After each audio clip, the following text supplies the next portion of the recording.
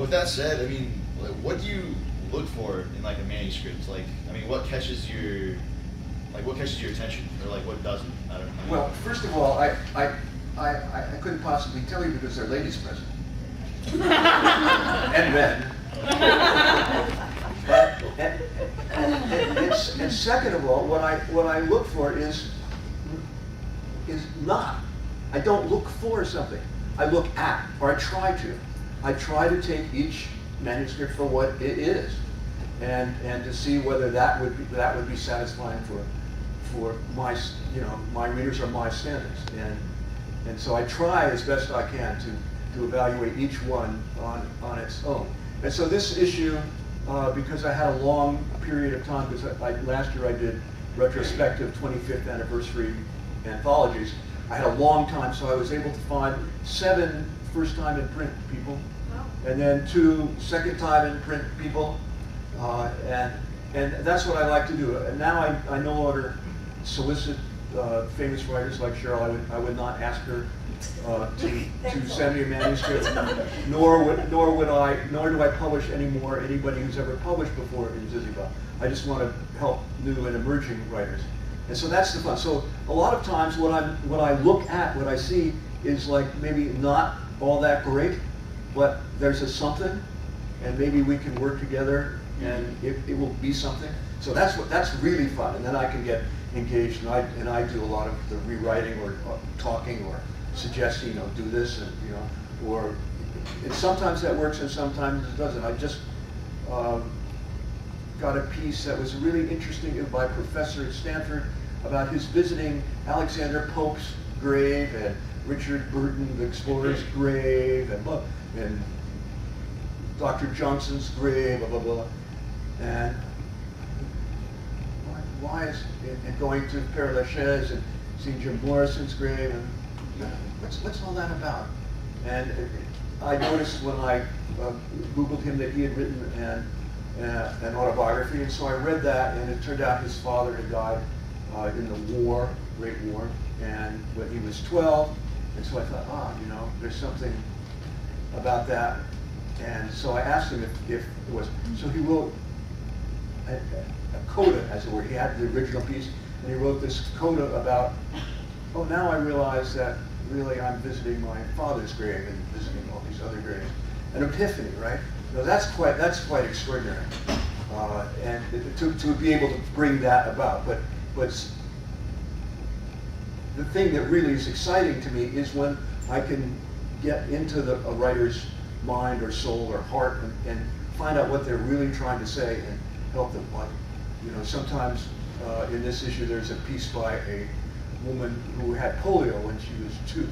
Polio, none of you people remember, up until the vaccine in the early 50s was a terrible disease. It was called infantile paralysis, although it also affected adults, and it was crippling, and sometimes it would affect the lungs, and so people would have to be put into these giant tanks that would breathe for them, and then other people had to have braces. So she had a brace. So she sent me a poem about her experience as a polio, and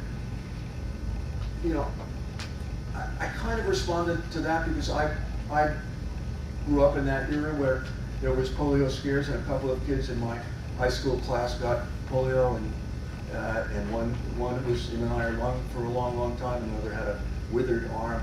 And so I said to her, well, I don't think poems are what you want to do here. I think you want to write some prose, and I think you want to tell a larger story. And so she did begin to tell that larger story.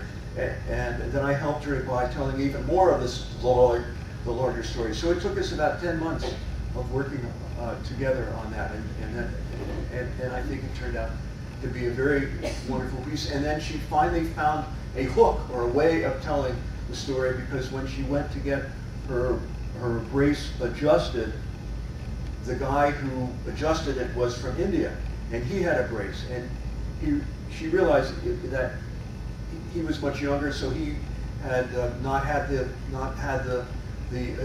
benefit of the vaccine because he grew up in India and they just couldn't afford it. So it's a very, very complex and interesting thing.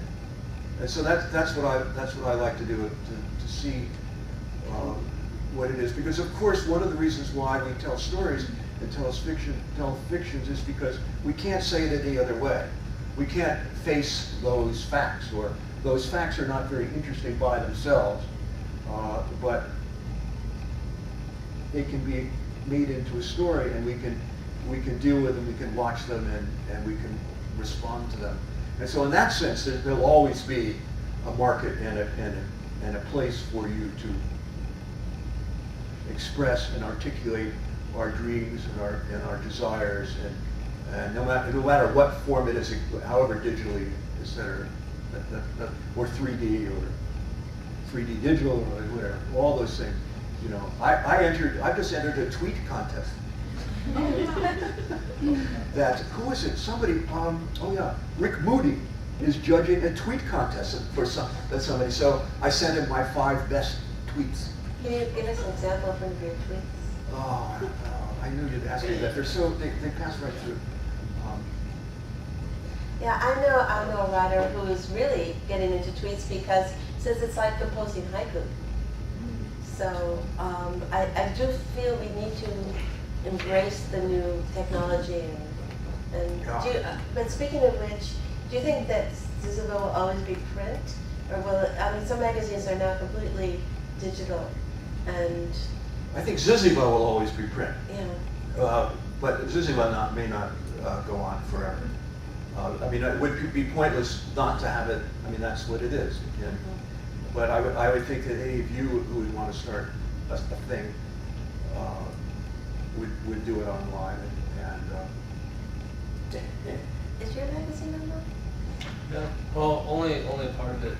So as part of the reading series, we have one feature where basically anybody at the show can put their name in the hat at intermission, and then we pull a name out of the hat, and whoever gets pulled gets to respond to the previous month's winner. And so we compile each segment is one text, so to speak, and that text is growing online. So each month we put up that person who was drawn the previous month, we put up their selection or their passage, and then they read that at the next series. And so then at the intermission, it's the last one always right before intermission, and then whoever gets pulled out of the hat responds to that one. And so that text is on the blog, but the rest, we actually film all the reading series also, and so you can actually watch all the performances, but we don't transcribe them.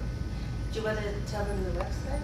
Sure, yeah. So there's 3 copies of the book going around right now. I think I see them. The reading series is called Quiet Lightning, and the blog is just Q, like the letter Q Lightning at WordPress. So qlightning.wordpress.com, and you guys should check it out. We have a lot of younger readers. There's a lot of people from San Francisco State that are a big part of the series, and it's really great to mix it up as much as we can, because everybody approaches writing differently, and everybody has something different to say, and it's really interesting when you have a whole bunch of different people from different generations and from different kind of schools of thought kind of mashed up, if you will, and influencing each other by being kind of part of this monthly community that you should join. Well, where is the next one going to be? The next one is always the first Monday of the month, and this next one, so it's May 3rd, and it's at Minna Dresden Gallery, which we're really excited about because we haven't done it in a gallery yet. So, also there's not going to be a microphone, and you have to bring pillows, so if you want to come, because there's no seats. So you should bring a pillow or a bucket or a yoga mat. And it's only $2 too. We're very all for and friendly. So you're really involved in creating a new kind of literary community with this reading series, and it's all about community, maybe because writing is a very sullen and lonely task for so many. And I really do admire your editorial policy so much, Howard, that you don't. I wanted to have another story in Ziziva, but no, can't do it because there's so many people who need to be seen, and I love the idea that everything, it won't be the same old writers in the magazine It will be everything will be fresh, and there'll be people who've never published before, and just kind of expanding the writing community rather than making it like this closed elite club.